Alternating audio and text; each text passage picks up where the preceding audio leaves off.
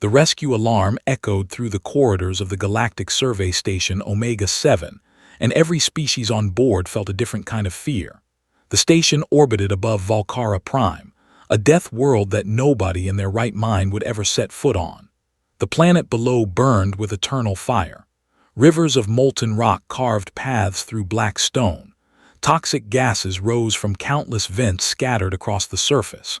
The atmosphere itself could kill most species within minutes. Commander Zyxthar of the Velrani Federation stared at the emergency transmission playing on the main screen. His 4 eyes blinked rapidly as he processed the information. A research vessel from the Crystalline Collective had crash-landed in the volcanic cavern system known only as the Burning Maze. 12 crystalline beings were trapped somewhere in those hellish tunnels, their ship damaged beyond flight capability. "This is impossible," said Science Officer Krell, his gelatinous form trembling with anxiety. "The Burning Maze extends for thousands of kilometers beneath the surface. The heat signatures make scanning worthless. The toxic gases would dissolve our environmental suits within hours. No rescue is possible." The other officers around the command table nodded in agreement. The Velrani had no natural resistance to extreme heat. The Krell species could not survive temperatures above 30 degrees without their cooling systems. The insectoid Manthari would have their exoskeletons cracked by thermal stress. Even the silicon-based Gorvani could not withstand the chemical composition of Volcara Prime's atmosphere. "Then we send a distress signal to the nearest capable species," Commander Zyxthar said. "Who is closest?" The communications officer pulled up the navigation charts. "The nearest vessel belongs to the Terran Exploration Corps. The ship Endeavor is approximately 6 standard hours away at maximum speed." A murmur of uncertainty passed through the assembled officers. Humans were still relatively new to the galactic community. They had only achieved faster-than-light travel 200 years ago, a mere blink of an eye compared to species with millions of years of spacefaring history. Many in the galaxy still considered them primitive, dangerous, or simply too strange to understand. "Humans?" Krell wobbled skeptically.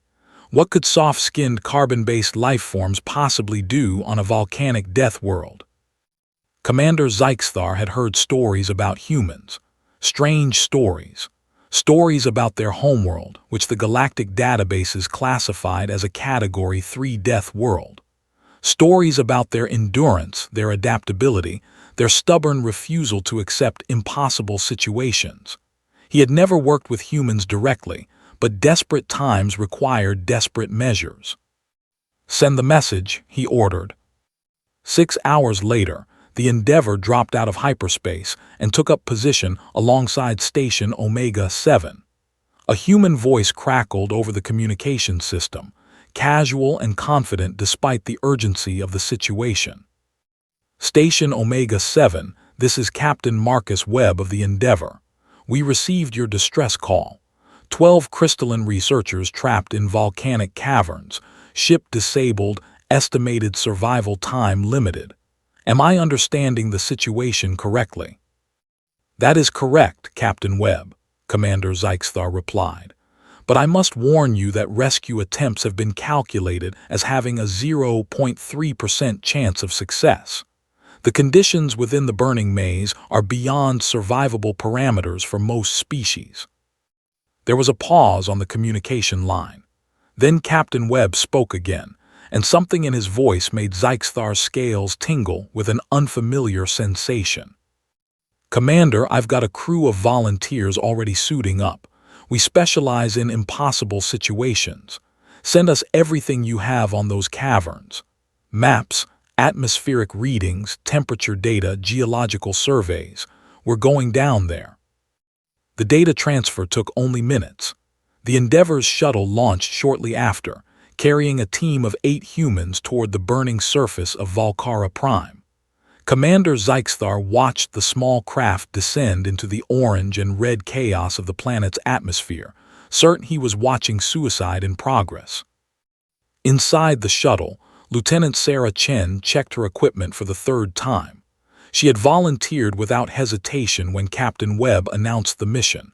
Every member of the rescue team had. That was what humans did when lives were on the line. "Atmospheric readings are coming in," said Specialist Tom Rodriguez from the pilot's seat.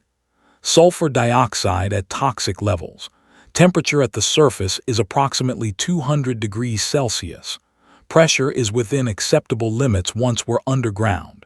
Air quality in the caverns varies, but some pockets should be breathable with filtration."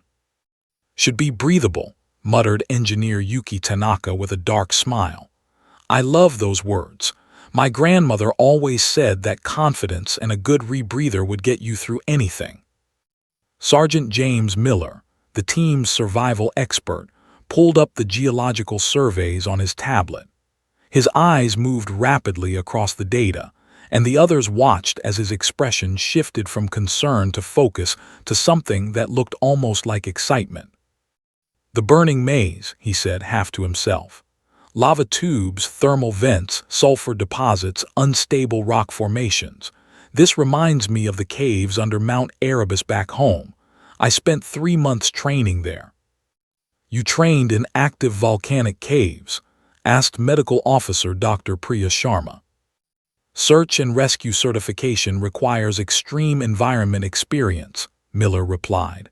"Volcanoes, glaciers, deep ocean, high altitude. Earth has all of them.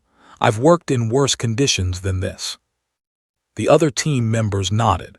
Every human on the shuttle had their own stories of Earth's dangerous environments. Rodriguez had grown up in the highlands of the Andes, where the air was thin and the mountains were merciless.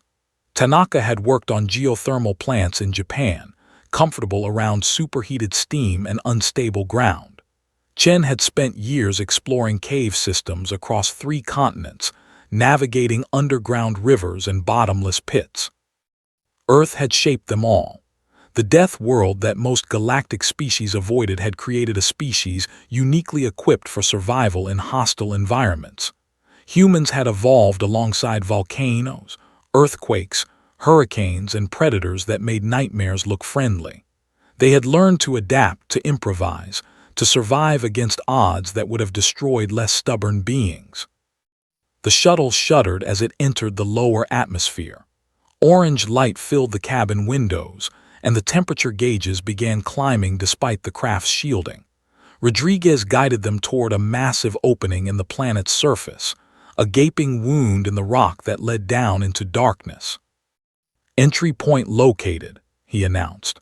The crashed vessel's last known position was approximately 15 kilometers inside the cavern system. "I can get us maybe 3 kilometers in before the heat becomes too much for the shuttle." "Then we walk the rest," Chen said simply. The shuttle descended into the opening, and the world outside transformed from burning sky to shadowed stone. Lava flows glowed in the distance like rivers of light. Steam rose from countless vents, creating a foggy haze that limited visibility. The walls of the cavern were smooth in places where molten rock had carved its path over millions of years, rough and jagged in others where volcanic activity had torn the stone apart. Rodriguez set the shuttle down on a relatively stable platform of cooled basalt. The heat was immediately apparent even through the craft's hull. According to the instruments, the temperature outside was 160 degrees Celsius. "Final equipment check," Chen ordered. "Environmental suits sealed, rebreathers functioning, heat shields activated, emergency beacons online. Everyone buddy up and stay alert." The team moved with practiced efficiency. They had trained together for months, and each member knew their role without needing instruction.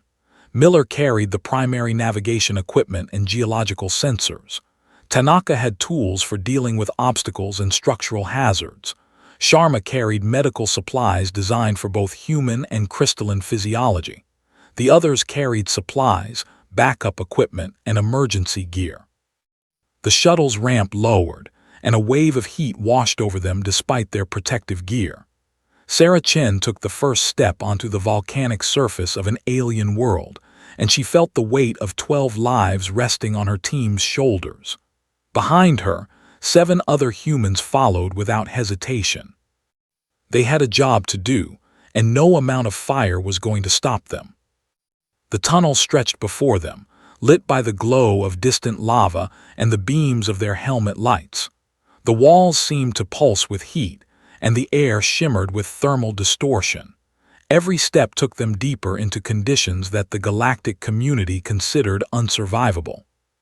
But humans had a different definition of survivable than most species. They had learned it on a world that tried to kill them every day, and they were just getting started. The rescue team moved through the outer chambers of the burning maze in careful formation. Chen took point, her experience in cave systems guiding her eyes to the safest paths through the unstable terrain. Miller walked beside her, his sensors constantly scanning for temperature spikes and structural weaknesses. The others followed in pairs, each watching out for their partner in the suffocating heat. Temperature holding at 152 degrees, Miller reported. Suit cooling systems are performing well within parameters. At this rate, we've got approximately 8 hours of operational time before we need to head back. The crystalline vessel is still 12 kilometers away, Chen replied. That means we need to maintain a pace of at least 3 kilometers per hour going in and the same coming out. Factor in time for actual rescue operations, and we're cutting this close. We always cut it close, Rodriguez said with a grin that was audible even over the communication system. That's what makes it interesting. The tunnel they followed had once been a lava tube, carved by flowing molten rock thousands of years ago. The walls were smooth and dark, almost glassy in places where the rock had cooled rapidly. But the ceiling showed cracks and stress fractures, evidence that the geological forces below were still active. Every few minutes, the ground trembled slightly as magma shifted somewhere in the depths. They passed their first major obstacle after 40 minutes of walking. A section of the tunnel had collapsed, filling the passage with a jumble of broken stone. Heat radiated from gaps in the rubble, suggesting active lava flows somewhere beyond. Options? Chen asked, studying the blockage. Miller consulted his scanner. The collapse extends approximately 30 meters. There's a side passage to our left that loops around and reconnects with the main tunnel beyond the blockage. Temperature in the side passage is higher, around 170 degrees, but it's structurally sound. Then we go around. The side passage was narrower than the main tunnel, forcing the team to move single file. The heat was oppressive, pressing against their suits like a physical weight. Chen could feel sweat running down her back despite the cooling systems working at maximum capacity. Her breathing felt heavy, each inhalation of filtered air a conscious effort. But she kept moving. They all kept moving. This was what they had trained for. The side passage opened into a vast chamber that made the entire team stop and stare. The ceiling rose hundreds of meters above them, lost in shadows and steam. The floor was broken by dozens of thermal vents that shot superheated gas into the air at irregular intervals. In the center of the chamber, a lake of molten lava glowed with fierce orange light, illuminating everything in shades of fire. By the stars, Tanaka breathed, this is beautiful. It was beautiful in a terrifying way. The kind of beauty that reminded you how small you were in the face of planetary forces. The kind of beauty that could kill you without a second thought. Path analysis, Chen ordered, shaking off the moment of awe. Miller worked his scanner while the others studied the chamber. The vents were the primary danger, their eruptions unpredictable and powerful enough to knock a person off their feet. The ground between vents appeared stable, but appearances meant nothing in volcanic terrain. I'm seeing a route along the eastern wall, Miller said. It keeps us away from the main vent cluster and puts the lava lake at a safe distance. There are 3 active vents along the path, but their eruption patterns seem regular. If we time it right, we can pass between cycles. Chen nodded. Rodriguez, you've got the best reflexes. You and I will go first and establish safe zones. The rest of you follow in pairs, 30-second intervals. They crossed the chamber in stages, pausing in safe zones between vent eruptions. The timing required precision and patience, two qualities that humans had developed over millions of years of surviving on a dangerous planet. When a vent erupted nearby, spraying superheated gas and small rocks into the air, they pressed against the wall and waited for the violence to pass. When the ground trembled with approaching seismic activity, they found stable footing and rode it out. It took them 30 minutes to cross a chamber that was only 200 meters wide. But they all made it, every single one of them, and that was what mattered. On the far side of the chamber, the tunnel continued deeper into the planet. The temperature readings climbed steadily as they progressed. 160 degrees, 170, 180. The suits were designed to handle up to 200 degrees for extended periods, but Chen knew that theoretical limits rarely matched reality. "Communication check," she said. "Endeavor, do you read?" Static crackled in response, then Captain Webb's voice came through, distorted but audible. "Reading you, Lieutenant. Signal strength is degrading as you go deeper. How's the team?" "All members accounted for. We've covered approximately 4 kilometers. Terrain is challenging but manageable. Estimated time to the crash site is 2.5 hours." "Understood. We've been in contact with Station Omega 7. They're monitoring your telemetry with great interest. Commander Zykthar asked me to pass along that he's impressed you've made it this far." Chen smiled despite the heat and exhaustion. "Tell him we're just getting started." The next several hours were a test of everything the team had learned about survival. They navigated through tunnels that split and merged in confusing patterns, relying on Miller's geological expertise to keep them on track. They crossed gaps in the floor where lava flowed just meters below, using portable bridges that Tanaka assembled from lightweight alloy sections. They climbed vertical shafts using specialized equipment designed for exactly these conditions. At one point, they encountered a section where toxic gases had accumulated to dangerous levels. The air was thick with hydrogen sulfide and sulfur dioxide, compounds that could overwhelm their rebreathers if exposed for too long. Chen made the decision to push through quickly rather than find an alternate route, knowing that time was running out for the trapped researchers. They ran through the toxic zone, boots pounding on hot stone, breath coming in harsh gasps as the rebreathers worked overtime. Rodriguez stumbled once, caught by Miller before he could fall. Sharma's visor began to fog from the chemical assault, limiting her vision to blurred shapes. But they made it through, emerging into cleaner air with lungs burning and hearts racing. "Everyone okay?" Chen demanded. A chorus of affirmatives came back. Tired, stressed, pushed to their limits, but okay. This was what humans did. They endured. They found the crystalline vessel 2 hours and 47 minutes after leaving the shuttle. It had crashed in a large cavern, its sleek hull crumpled and scarred from the impact.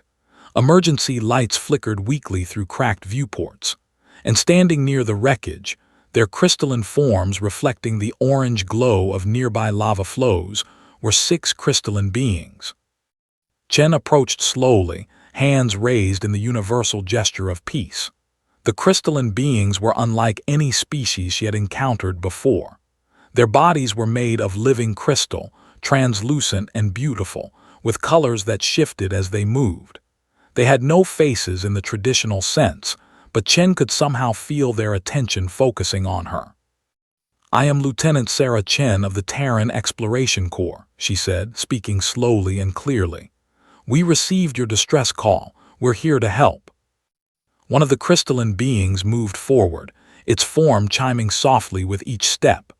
When it spoke, the voice came from everywhere and nowhere, a harmonic vibration that translated through her suit's communication systems. "You are human," the being said, and there was something like wonder in its voice. "We did not believe rescue was possible. The other species told us that no one could survive these conditions." "We're stubborn that way," Chen replied. "How many survivors?" 12 initially. 6 remain here. The other 6 are trapped in a lower section of the caverns. The path collapsed after the crash, and we cannot reach them. We have been trying for many of your hours, but our bodies are not suited for this environment.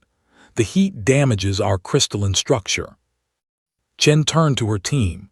Miller, I need a path to that lower section. Tanaka, start assessing these 6 for transport. Sharma, check their medical status. Rodriguez, secure a perimeter and watch for geological hazards. The team moved into action, each member knowing exactly what to do. Miller began scanning for the collapsed passage, while the crystalline being provided additional information about where their companions had gone. Tanaka examined the survivors, noting the cracks and stress fractures in their crystalline bodies caused by the extreme heat. Sharma began treating what she could with the materials they had brought. Found it, Miller announced after several minutes. The collapse is about 200 meters that way. I'm reading life signs beyond it, 6 crystalline signatures. They're alive, but the temperature in that section is climbing. There's a lava flow approaching their position. How long? At current rate of flow, maybe 90 minutes before it reaches them. Chen looked at the collapsed passage, then at her team, then at the crystalline beings who were watching her with what she could only interpret as desperate hope. Then we better move fast, she said. The collapse was worse than the one they had encountered earlier. Massive slabs of stone had fallen from the ceiling, creating an almost impassable barrier. Heat radiated from gaps between the rocks, and the occasional burst of gas suggested active vents somewhere in the mess. We can't go around this time, Miller said, studying his scanner. The only path to the lower section is through here. Tanaka was already examining the rubble, her engineer's eye picking out details the others missed. I can clear a path, she said. It'll take time and a lot of careful work, but I can do it. How long? 30 minutes if everything goes perfectly, an hour if it doesn't. Chen did the math. 30 to 60 minutes to clear the path, unknown time to navigate the lower section and reach the trapped researchers. Then back up with 12 crystalline beings instead of the 6 they had started with, and 90 minutes until lava consumed everything. Start working, she ordered. Miller, monitor the lava flow. I want updates every 5 minutes. Rodriguez, help Tanaka. The rest of you, keep our crystalline friends safe and ready to move. Tanaka approached the collapse with the focused intensity of someone who had spent her career solving impossible problems. She studied the way the stones had fallen, identifying load-bearing pieces and loose rubble. She placed charges in precise locations, tiny explosive devices designed to fracture rock without causing further collapse. She worked methodically, carefully, knowing that one mistake could bring the entire ceiling down on them. The first controlled detonation cleared a small opening in the barrier. Tanaka squeezed through, assessed the situation on the other side, and returned with updated information. The next series of charges opened the path further. After 23 minutes of work, she had created a passage wide enough for humans and crystalline beings to move through single file. It's not pretty, she said, but it'll hold, probably. Probably is good enough, Chen replied. Miller, status on the lava. It's moving faster than initial projections. 65 minutes until it reaches the trapped researchers. Chen made a decision. Rodriguez, Sharma, you stay here with the first group of survivors. Get them ready to move the moment we come back. Miller, Tanaka, you're with me. We're going down. The lower section of the caverns was even hotter than above. The temperature readings climbed past 190 degrees as they descended through the newly cleared passage. Chen could feel her suit's cooling system struggling, the pleasant chill against her skin becoming merely warm. Sweat dripped into her eyes and she blinked it away, refusing to let discomfort slow her down. They found the 6 trapped crystalline beings in a small chamber surrounded by advancing lava on 3 sides. The 4th side was blocked by another collapse, smaller than the first but still impassable without work. The crystalline beings huddled together in the center of the chamber, their forms showing significant heat damage. Some had lost their translucency, becoming cloudy and dull from the thermal stress. "Hang on," Chen called to them. "We're going to get you out of here." Tanaka went to work on the second collapse while Miller monitored the approaching lava. Chen moved among the trapped researchers, assessing their condition and offering what reassurance she could. The crystalline beings were scared, their harmonic voices trembling with fear, but they trusted her. They trusted that the humans had come to save them and would succeed. 20 minutes on the lava," Miller warned. Tanaka. "Almost there. This collapse is simpler than the last one. 5 more minutes." Those 5 minutes felt like hours. The lava crept closer, close enough now that they could feel its radiant heat even through their suits. The crystalline beings began to make sounds of distress as their bodies approached their thermal limits. Chen positioned herself between them and the advancing flow, as if her body could somehow hold back the molten rock. "Got it," Tanaka announced. The opening was barely wide enough, but it was enough. Chen helped the crystalline beings through one by one, urging them to move quickly despite their damaged forms. Miller went next, then Tanaka. Chen took one last look at the chamber they were leaving behind, watching the lava consume the space where the researchers had been standing moments before. Then she squeezed through the opening and ran. They emerged from the lower section with minutes to spare. Rodriguez and Sharma had the first group of survivors ready to move, and the combined party of 8 humans and 12 crystalline beings began the long journey back to the shuttle. The return trip was even more challenging than the descent. The crystalline beings moved slowly, their damaged bodies struggling with the terrain. Several had to be carried through difficult sections, adding physical strain to the already exhausted humans.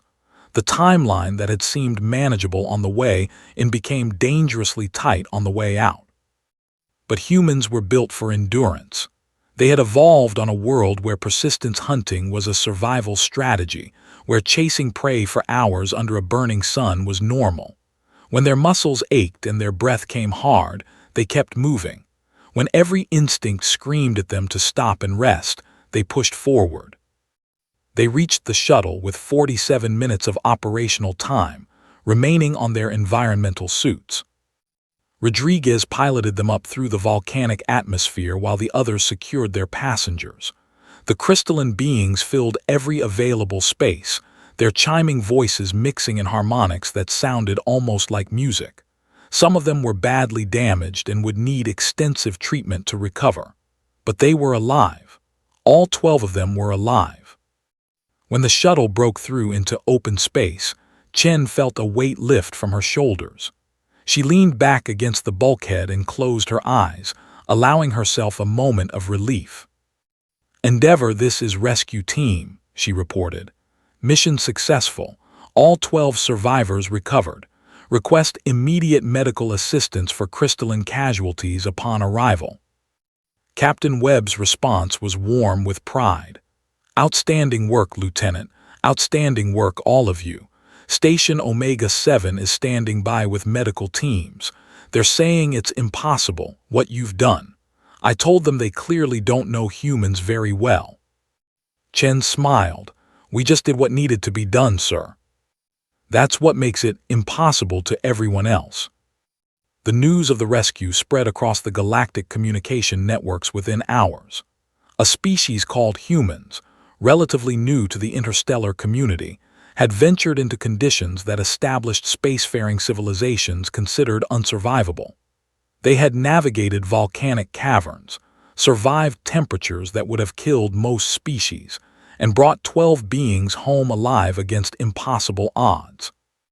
Commander Zeixthar watched the rescue shuttle dock with Station Omega-7, his 4 eyes fixed on the small craft that held so much meaning. He had commanded this station for 15 years and had overseen countless operations involving dozens of species. He thought he understood what different beings were capable of. He had been wrong about humans. As the shuttle's ramp lowered and the rescue team emerged, supporting crystalline survivors who could barely walk, Zeixthar moved forward to meet them. Lieutenant Chen was the last to exit, her environmental suit scorched and battered from the journey. She looked exhausted beyond words, but she stood straight and met his gaze with quiet dignity. "Lieutenant Chen," he said, his translator converting his words to human language. "On behalf of the Velrani Federation and the Galactic Council, I offer my deepest gratitude. What you and your team accomplished today will not be forgotten." Chen nodded, accepting the praise but not dwelling on it. "There are 12 beings who get to go home to their families because we were in the right place at the right time. That's what matters." "Perhaps," Zykthar said, studying her with new understanding. "But it matters also that you chose to try when everyone said it was impossible, that you risked everything for beings you had never met. I confess, I underestimated your species. Many of us have. I think that will change after today." The crystalline beings who had been rescued gathered nearby, their damaged forms still beautiful in their own way. The one who had first spoken to Chen in the caverns moved forward, its harmonics creating words of profound emotion. "You walked through fire for us," it said. "You entered the burning heart of a world that should have killed you, and you brought us back to the light. The crystalline collective will remember humanity. We will remember this day, and we will remember the 8 who came when no one else would."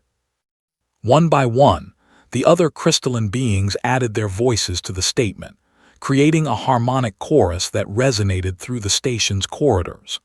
The sound was beautiful and strange, and filled with gratitude that transcended language barriers. Chen looked at her team, these 7 humans who had followed her into volcanic caverns without hesitation. Rodriguez was grinning despite his exhaustion. Tanaka was already reviewing her equipment, probably thinking about improvements for next time. Miller had his scanner out, recording geological data even now. Sharma was fussing over the crystalline beings, checking their conditions with genuine concern. The others stood together, united by shared experience and mutual trust. This was humanity, not the technology or the ships or the weapons. The willingness to help, the refusal to accept that something was impossible, the stubborn, beautiful insistence on trying anyway. "Let's get these folks to medical," Chen said, "and then I think we've earned some rest." Later, as the station's medical teams worked on stabilizing the crystalline survivors, and the rescue team finally got to remove their battered environmental suits, Captain Webb called a debrief in the Endeavor's conference room. Commander Zykthar requested permission to attend, which was granted. The team gathered around the table, still wearing the exhaustion of their ordeal but also the satisfaction of success. Webb reviewed their mission data, praised their performance, and made note of areas for improvement in future operations. It was routine, professional, exactly what you would expect from a military debriefing. Then Webb closed his tablet and looked at his team with something deeper than professional pride. "What you did today represents everything humanity can be," he said. "We're not the strongest species in the galaxy.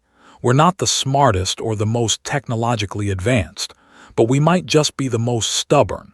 And sometimes, stubborn is exactly what the universe needs." "We had good training," Chen replied, "and Earth prepared us well." Zykthar, who had been listening quietly, spoke up. "Tell me about Earth," he said. "In the galactic databases, it is classified as a Category 3 death world. We assumed this was an exaggeration, a classification error perhaps. Now I am not so certain." The humans exchanged looks, and something passed between them, a shared understanding of where they came from. "Earth is home," Miller said. "It's where we evolved, where we learned what we are. And yes, it's dangerous. We have volcanoes like the ones down there." He gestured toward Volcara Prime below them. "We have earthquakes that level cities. We have storms that span continents. We have droughts and floods and ice ages." "And we have predators," Rodriguez added. "Animals that evolved alongside us, hunting us, forcing us to become better, faster, smarter, more careful." "Every environment on Earth is dangerous in its own way," Tanaka said. "The deserts will dehydrate you. The jungles will poison you. The oceans will drown you. The mountains will freeze you. The plains will expose you. We learned to survive them all because we had to. Sharma smiled gently. But Earth is also beautiful. The danger and the beauty exist together. You cannot have one without the other. We learned to love our world even as it tried to kill us. Maybe especially because it tried to kill us. TongueThe listened to all of this, his 4 eyes blinking as he processed information that overturned much of what he thought he knew. You speak of your homeworld with affection, he said, despite its dangers. Because of its dangers, Chen corrected. Earth made us what we are. Every survival skill we use today came from somewhere on Earth. The cave navigation, the heat tolerance, the endurance, the teamwork, all of it evolved over millions of years on a world that never stopped testing us. And when we left Earth and went to the stars, Webb added, we brought all of that with us. The instincts, the knowledge, the stubborn refusal to give up. We might be newcomers to the galactic community, but we've been surviving against the odds for a very long time. The Velrani commander was quiet for a long moment. Then he inclined his head in a gesture of respect that was significant in his culture. I believe I understand now, he said. Humanity is not dangerous because you are aggressive or violent. You are dangerous because you refuse to accept defeat. Because when the universe tells you that something is impossible, you find a way anyway. This is a rare quality, perhaps the rarest. We just do what needs to be done, Chen said, echoing her earlier words. Yes, TongueThe replied, and that is what makes you extraordinary. The rescue at Volcara Prime became a defining moment in humanity's relationship with the galactic community. In the weeks and months that followed, the story spread far and wide. Species that had dismissed humans as primitive newcomers began to look at them differently. Requests for human involvement in dangerous missions increased dramatically. The Terran Exploration Corps received more applications for joint operations than they could accept. But more importantly, the Crystalline Collective formed a permanent alliance with humanity. They never forgot the 8 beings who walked through fire to save them. And when humanity needed allies in the galaxy's complex political landscape, the crystalline beings were among the first to stand beside them. For the rescue team themselves, life continued. They went on other missions, faced other challenges, saved other lives. But they always remembered the volcanic caverns of Volcara Prime and the moment when 12 beings stood alive because humans had refused to accept the impossible. Years later, when Chen had risen to the rank of captain and commanded her own ship, she kept a small crystal on her desk. It had been given to her by one of the survivors, a fragment of their own body that had chipped off during the rescue. The crystalline being had insisted she keep it, saying that it would always carry a piece of their gratitude. When other species asked her about the rescue, about what had made it possible, Chen always gave the same answer. We're human, she would say. We come from a world that tried to kill us every day for millions of years. We learned to survive. We learned to help each other survive. And we learned that impossible just means no one has done it yet. Then she would look at the crystal on her desk and remember the heat, the fear, the exhaustion, and the absolute certainty that giving up was never an option. That was the human way. That was what Earth had taught them. And it was what they would teach the galaxy, one impossible rescue at a time. The final report on the Volcara Prime incident was filed in the Galactic Archives, where it would be preserved for millions of years. Future scholars would study it, analysts would debate it, and military strategists would try to understand how 8 soft-skinned beings had accomplished what advanced technology and superior numbers could not. But the report could never fully capture the truth. It could not convey the smell of sulfur through a failing filter, or the sound of distant lava flows like the breathing of a sleeping giant, or the feel of stone heated to temperatures that should have killed them. It could not explain the look in Chen's eyes when she saw the trapped researchers, or the way her team moved without hesitation toward danger when every instinct screamed at them to run. Some things could not be recorded in data. Some things could only be lived. And humans, products of a death world that had never stopped testing them, had lived through the impossible once again. When the last light of Volcara Prime's volcanic glow faded from the observation windows of Station Omega 7, and the Endeavour prepared to continue its journey among the stars, Captain Webb recorded a personal message for Anthropic's archives. It was a simple message, brief and without elaboration, but it captured something essential about what had happened. "Mission to Volcara Prime completed successfully," he said. 12 crystalline beings rescued from conditions classified as unsurvivable. Human casualties, 0. The galaxy is still learning what we are capable of. I suspect they will be learning for a very long time. He paused, considering his next words. "We are humans, we survive. And when others cannot survive, we go and bring them home. That is who we are. That is who we will always be." The message was filed. The Endeavour jumped to hyperspace, and the rescue team got the rest they had earned. But across the galaxy, in quiet meeting rooms and busy communication networks, beings of 100 different species were talking about what humanity had done. They were starting to understand. And for the first time since humanity had joined the galactic community, they were starting to believe that perhaps these strange, stubborn, impossible beings from a death world called Earth might just be exactly what the galaxy needed. The universe was dangerous. It had always been dangerous, and it would always be dangerous. But now there was a species among the stars that specialized in dangerous, a species that had learned from the best teacher possible, a homeworld that never gave them anything for free. Humanity was here, and they were just getting started.